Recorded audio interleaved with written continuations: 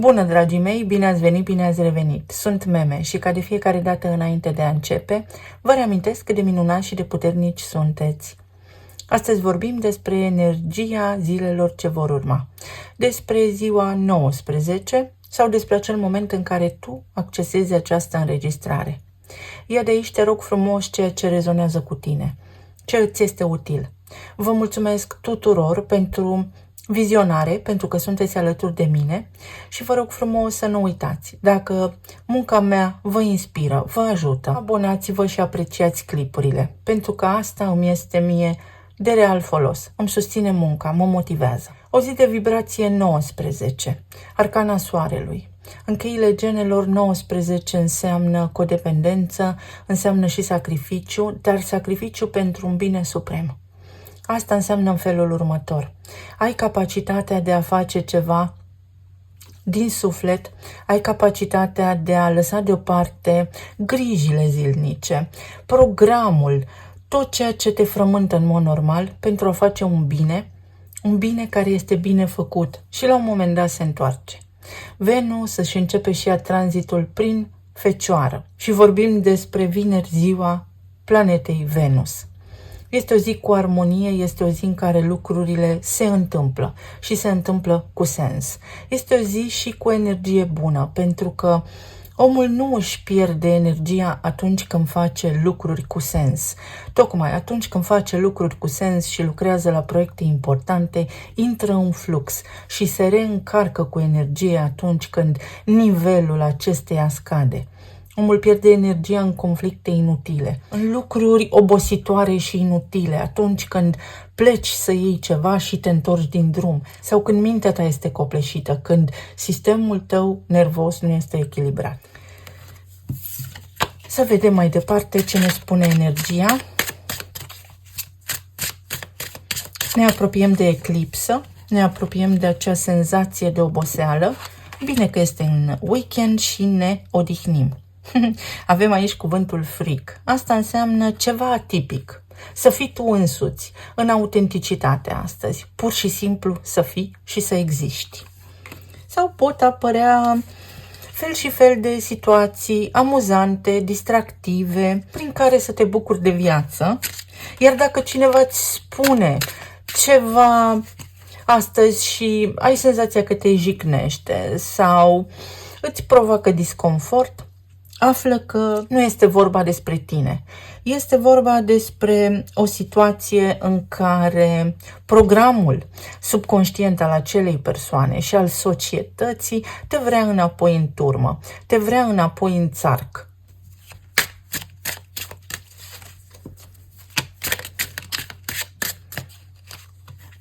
Pot fi și ceva schimbări de program astăzi, răsturnări de situație, mici întârzieri, deși să știți că sunt întârzieri cu sens.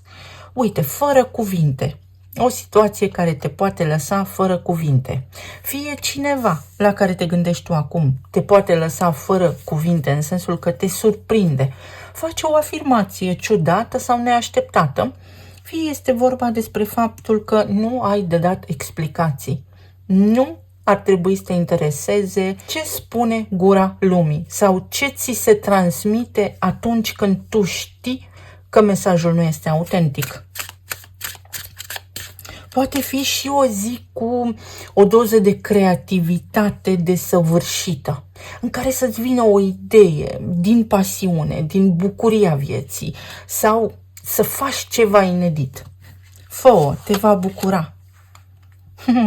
Tomato, potato, eggplant, adică legume naturale.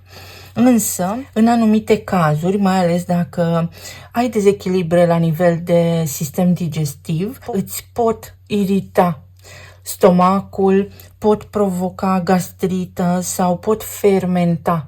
Te poți balona, te poți simți ciudat în urma consumării acestor legume. Te fi o conversație acidă care te lasă fără cuvinte, te surprinde, dar vine la pachet și cu o concluzie.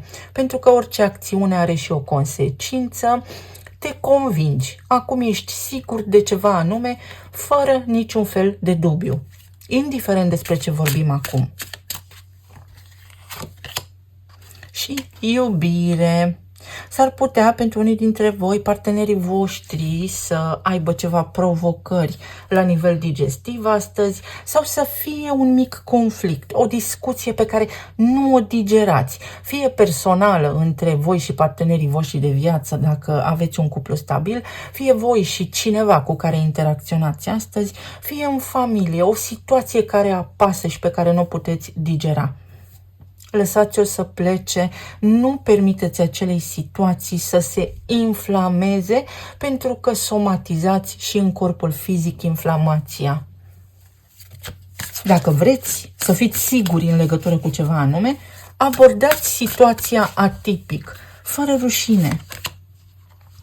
Și o mătură. Energia se curăță, se împrospătează. O gură de aer proaspăt, un prilej să clarifici ceva extrem de important pentru tine sau un prilej să excluzi niște lucruri. Dacă vrei să afli o informație, o poți lua prin excludere. Pentru a ști ce îți place, înțelegi de fapt ce nu îți place.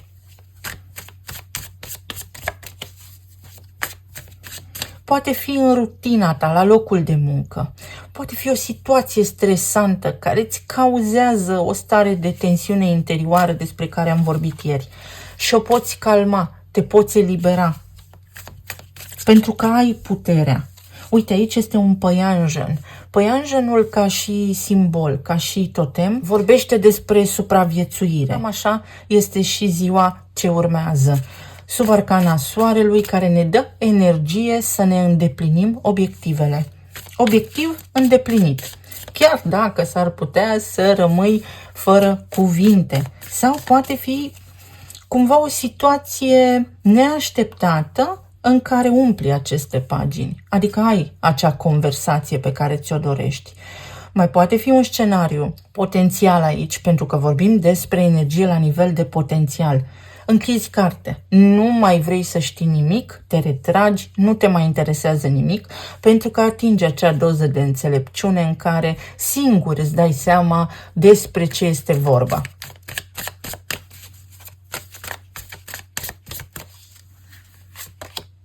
Asul de bâte, pajul de spade, regina de bâte, puterea și cavalerul de bâte. Aici este o energie foarte senzuală. Este o energie care vibrează sus. Ce pot să vă spun așa la prima vedere este următorul lucru. O conversație neașteptată, un eveniment neașteptat, ceva ce auzi, ceva ce discuți sau ceva ce se întâmplă sau ți se întâmplă, îți dă aripi, îți dă încredere.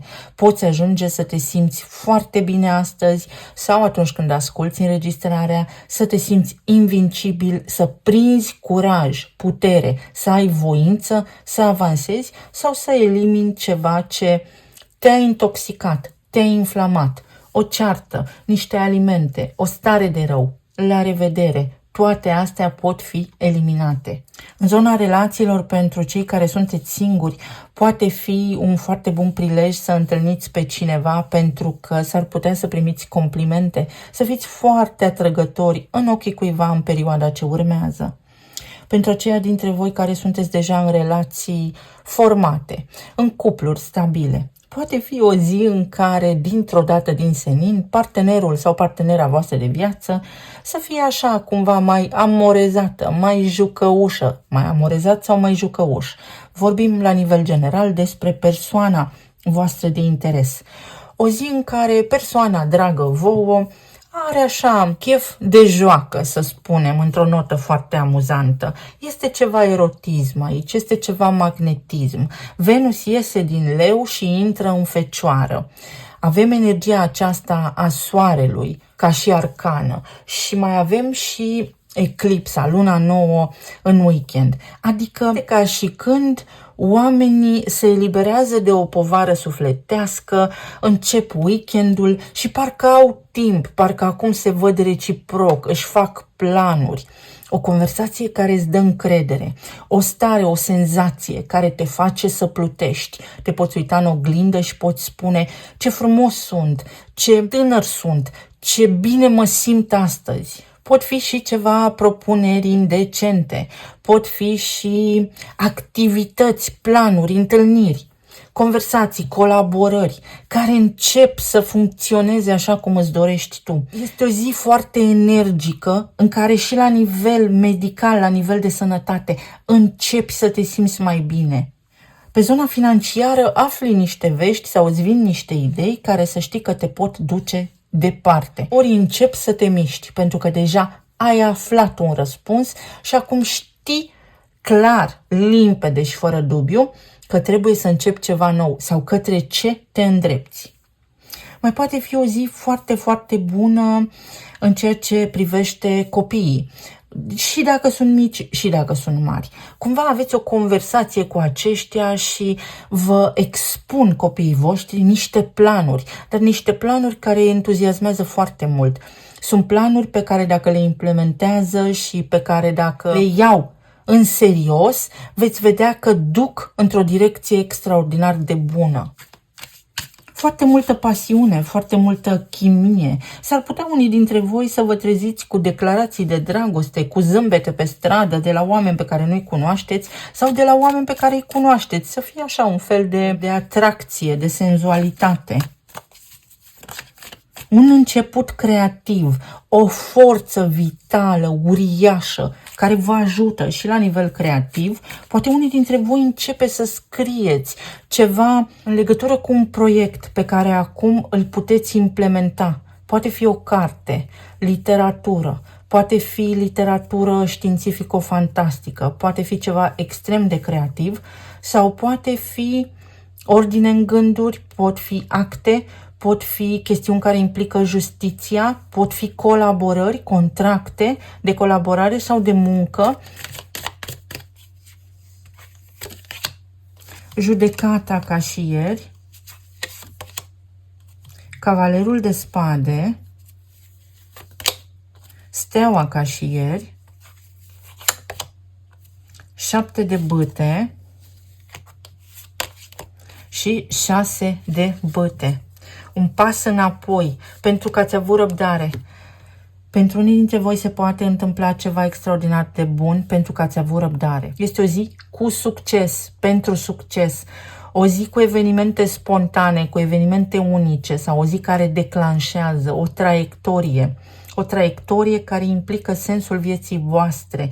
Ne apropiem de eclipsă. Este un sens al predestinării. Așa cum am spus când am descris energia eclipselor. Este ca și când aveți putere. Dar, pentru că eclipsa va face opoziție cu Saturn, trebuie să dovediți sau trebuie să fiți serioși, trebuie să vă implicați, să dați dovadă de voință, de determinare, de strategie, consecvență și perseverență. Este aici judecata cuiva. Cineva s-ar putea să, tocmai de aceea să apară aceste arcane, să fie împins sau împinsă o persoană anume de acest impuls de moment și să spună niște lucruri. Lucrurile respective, indiferent de natura acestora, au sensul de a vă convinge pe voi de ceva. La sfârșitul acelei conversații, să spunem, voi veți ști ce aveți de făcut. Unii dintre voi veți bloca toate cele auzite, iar pentru alții dintre voi va fi muzică pentru urechile voastre. În sfârșit, avem această capacitate de a trece peste orice. Este o zi cu amuzament pentru unii, iar pentru alții dintre voi este o zi în care vă eliberați sufletul și spuneți ce aveți pe suflet. Atenție că Venus în Fecioară este și o energie destul de critică. S-ar putea unii oameni să fie așa morocănoși, să nu le convină mai nimic, să se uite la produse pe toate părțile, să găsească defecte sau toată lumea să fie așa extrem de exigentă și de pretențioasă în perioada ce urmează. Fiecare om, știți cum se spune, cu stolul său de păsări. Aici avem judecata, sunt evenimente sociale, poate unii dintre voi sunteți invitați la anumite evenimente și, spre exemplu, evenimentele necesită o etichetă anume și vouă nu prea vă place pentru că voi aveți un stil boho sau mai relaxat. Sunt doar exemple ca să înțelegeți exact energia. De asemenea, s-ar putea să fie o perioadă în care, mai ales dacă vă întrebați cum stau treburile cu relația pe care o aveți, să vă convingeți dacă este doar pură atracție fizică sau relația respectivă duce către stabilitate, duce către ceva bun și are sens să vă implicați în respectiva relație, pentru că aici sunt foarte multe bâte și bâtele sunt element erotic, pasional, dar de foarte multe ori acolo rămâne relația, la nivel de erotism, de pasiune.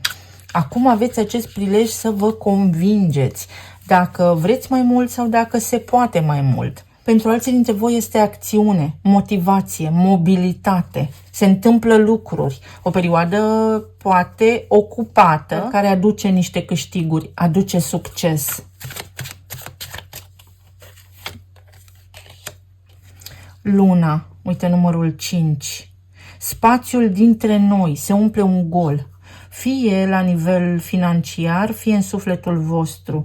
Este ca și când știți, căpătați claritate deplină asupra unui subiect important din viața voastră, descoperiți niște secrete, cineva admite ceva anume, stați de vorbă cu niște oameni care poate v-au judecat greșit, scăpați de o judecată, se clarifică o situație acolo unde voi sau cineva ați crezut ceva anume și vă dați seama acum că situația stă de fapt diferit. Suntem sub arcana Soarele, sub numărul 19.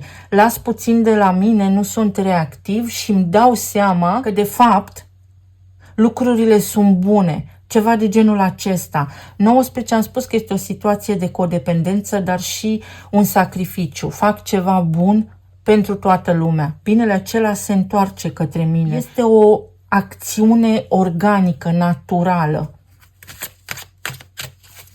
În alta preoteasă, poate fi un admirator secret sau cineva care este în anturajul vostru, dintr-o dată să vă facă avansuri, să vă vadă foarte atrăgători, să fie această pasiune în aer, să fiți învăluiți voi așa de mister, de pasiune, de atracție, să nu vă reziste cineva în perioada ce urmează.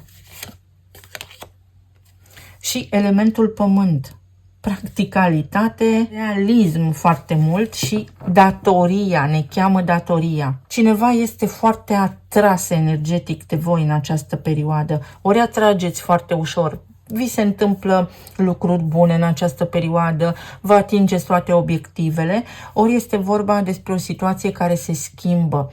Din acest dute vino, din această energie foarte spontană și schimbătoare în ceva concret.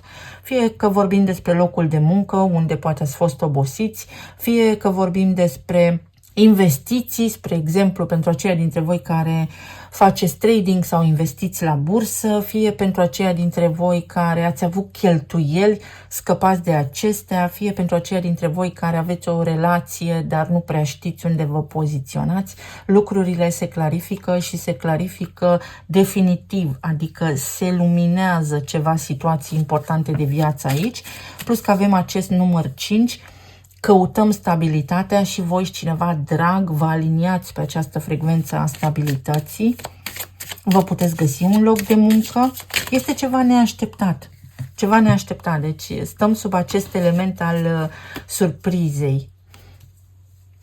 Ia să vedem ce s-a întors aici.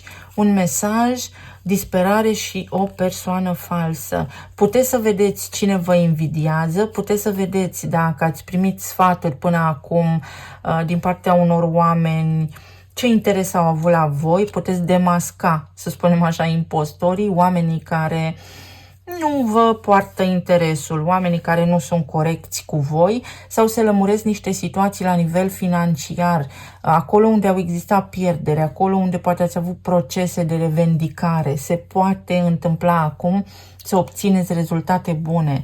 Mai poate fi vorba și despre acele relații unde nu prea știați Către ce vă îndreptați? Acum se poate discuta pentru că avem faetonul numărul 7, ori vă dați voi singuri seama ce se petrece și lucrurile așa sunt, cum vă spune vouă intuiția, ori este vorba despre progres, despre faptul că, uite, am judecat această situație, poate a existat gelozie la mijloc acolo și m-am înșelat. Deci se corectează o situație unde poate unii dintre voi v-ați înșelat. Și da, avem împărăteasa și nebunul, o puteți lua de la început, există o energie a împăcării aici, există o energie prin care oamenii o pot lua de la început, pot șterge cu buretele niște lucruri, pot trece obiectiv peste niște situații cheie din viața lor, pot oferi iertare în această perioadă sau, în sfârșit, este un fel de minte limpede, ne vine mintea la cap, vedem cu claritate și nu mai facem compromisuri. Mergem înainte pentru că așa este cel mai bine și avem voință, avem sănătate de fier în această perioadă, avem posibilitatea să luăm o hotărâre, să ne facem un plan sau să ne ținem de treabă, de planurile pe care le avem. Poate fi și o împăcare, să știți, unde a fost agitație o lungă perioadă de timp, la locul de muncă, în relație, acasă la voi. Este o zi care vine cu armonie, cu o energie calmă, cu posibilitatea să nu mai intrați în certuri, în lupte pentru putere, iar asta vă va ajuta să regenerați profund energia locului, energia relației. Să vedem ce ne spun și talismanele.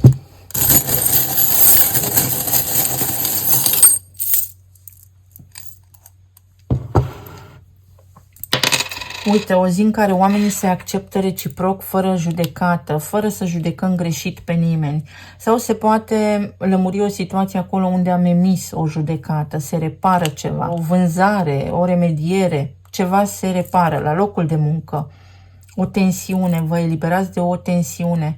Uite, ca prin minune, dintr-o dată. O zi cu multă spontaneitate. O zi cu multă distracție. Unii dintre voi poate plecați peste weekend să vă relaxați. Aici avem moartea, transformarea, regenerarea. Se regenerează ceva. Se clarifică, stăm de vorbă, ajungem la aceeași concluzie. Sau dacă anterior ne-am certat, acum ne întrebăm de ce. Uite, o situație se îmbunătățește, se îndulcește, se depun armele. Cu bucurie multă, lotusul, am trecut prin multe și este o energie care aduce în prim plan lucrurile bune. Leul din nou, mult magnetism, multă pasiune. Uite, retrogradările acestea aduc soluții pentru inimile încărcate, pentru relațiile care au fost disfuncționale sau acolo unde, să spunem că oamenii s-au despărțit pentru că sunt orgolioși și imaturi. Sau acolo unde exista gelozie, unde s-au bănuit reciproc, mă rog, treburi din acestea. Norocul și mușețelul, calm. Noroc să faceți niște lucruri. Vă calmați pentru că se întâmplă ceva bun. Avem un timp sincronizat. Nu vă așteptați la ceea ce urmează să se întâmple. Inițialele sunt C, Z, O, S, G, R, A și Q. În legătură cu frații sau cu familia extinsă, se pot aplana niște conflicte. Pentru unii dintre voi sunt planuri mari pentru relocare. Relocare dintr-o țară într-alta, dintr-un oraș într-altul, dintr-o casă într-alta. Zarurile au fost aruncate. Șansa vă surâde, aveți o șansă.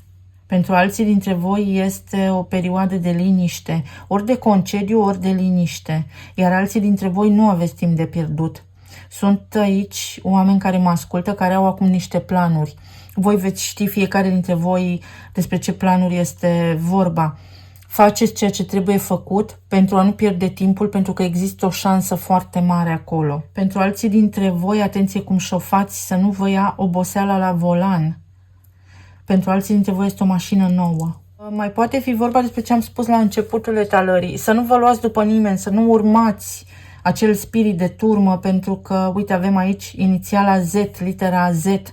Oamenii dorm și dacă voi faceți ceva autentic diferit, s-ar putea să vă judece pe nedrept, pentru că ei sunt deja programați și nu văd alte alternative. O piatră tare, cineva cedează, ceva cedează. Ori fiți atenți prin casă, pe la aparate, pe la ce aveți pe acolo sau la mașină, să nu cedeze ceva. Să fiți atenți, să aveți revizia făcută la partea electrică de la mașină și așa mai departe, nu mă pricep. Ori cineva cedează, se înmoaie, pentru că are această posibilitate să judece limpede și să spună bine, fie, mai încercăm, o luăm de la început. Sau acolo unde exista o rezistență, dispare acea rezistență. Se umple un sac, vi se umple un gol, să știți. Scăpați de niște griji. Cineva se poartă cu voi foarte frumos astăzi. Sunteți în centrul atenției, ca niște VIP-uri unii dintre voi. Poate unii dintre voi aveți legătură cu cineva din zodia Rac sau este Jupiter acolo în Rac, care în această perioadă a făcut aspecte cu Marte, o hotărâre finală. Trebuie să mergi mai departe, trebuie să ieși din asta. Atenție la risipă și la lucruri inutile. Înainte de a cumpăra ceva nou, încercați să reparați ce aveți. Pentru alții dintre voi sunt niște cumpărături. Este o chestie de gust, de gustibus. Da, s-ar putea să fie o zi în care să spunem că aveți discuții cu niște oameni care nu vă înțeleg perspectiva. Fiecare cu treaba sa, cu cât poate. Uite, gaz, aciditate, avem și aici aciditate, atenție la mâncăruri. Când se întâmplă eclipsele, v-am explicat, mai povestesc și mâine, nu este normal.